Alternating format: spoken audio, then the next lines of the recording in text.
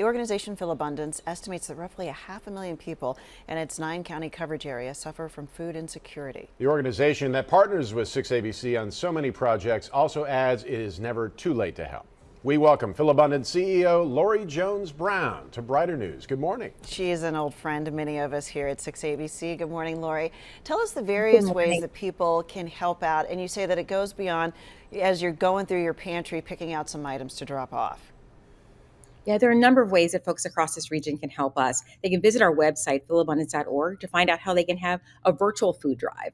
They and their friends, their family, their schoolmates can get together and pick items that they would want to donate to people. People can, of course, always donate funds or have a food drive. The other way, as we lead into King Day of Service, is people can volunteer with us. So you can sign up on our website to find out how to volunteer. It's actually pretty fun. Come repack food with us, help us sort food. So we welcome people to visit our website to learn more. Em and I have done it, and we can say, yeah, it's a lot of fun, you know, helping others. Now, everyone knows about the 6ABC Duncan Thanksgiving Day Parade and Philabundance's involvement in that. Loree, we know you're good at your job, so we're going to tell you, do your job and tell people why it makes such a big difference. It really makes a big difference. And we're so grateful to 6ABC, to all your listeners, to your partners for helping us. You do help us serve the 500,000 people in our region. As you said, nearly 1 in 4 kids across our city alone are food insecure. So we absolutely need people's help. And we're leading into King Day weekend, right? And so one of the things people don't know, that MLK said that he had the audacity to believe that people everywhere can have 3 meals a day for their bodies. And so we invite everybody to join Philabundance to make sure we live his legacy. And also, this is a sports crazy town, and it turns out they are a big factor in Philabundance. What do people need to know and how they can be part of helping those sports teams on this? That's right. Every single one of our sports teams has helped us in a number of ways. So we encourage you to visit their websites or come visit with us. The Phillies each year have fans feeding families, and you see the Fanatic is a huge supporter. Folks from the Eagles with Campbell's come out and support us every year. We have folks from the Eagles, the Sixers, the Phillies, all of our sports teams, even the Flyers help us out. So one of the great things about, I think, about your viewers, about Philabundance, about our donors, about our citizens, is that people believe that we really should chip in and help. So it definitely is a tough issue. It's a tough issue that makes people sad, but the reality is we all feel good when we're helping other people.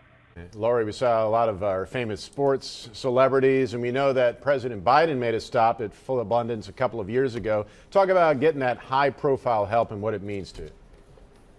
It's been incredible. Actually, President Biden has visited us twice. Just behind me, he and Dr. Biden actually signed our wall. And we love when they visit, because what it does is it raises awareness.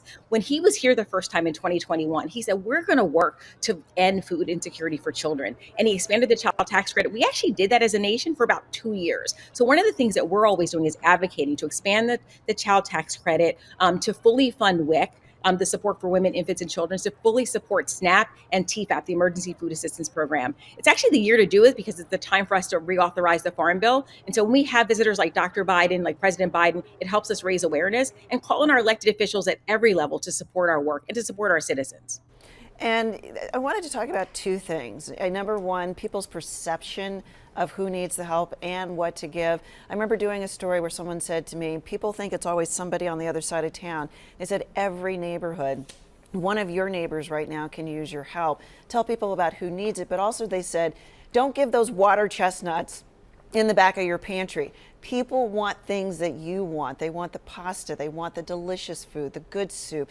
Really think about what you're giving. Don't use it essentially as a trash can. You know, you're absolutely right, Tam.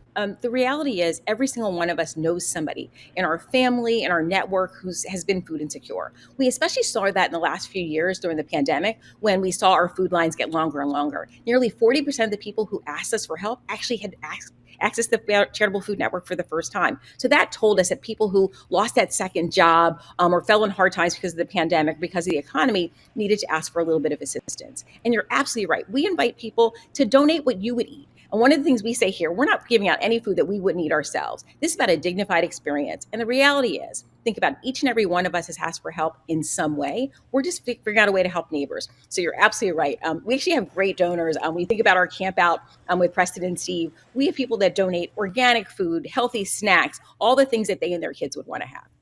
Loree Jones Brown, CEO of Philabundance, thanks so much for joining us. Happy New Year to you. And we're proud to say that you are good friends of 6ABC. Best of luck to you. Thanks, Loree. Thanks so much. It's so great to see you.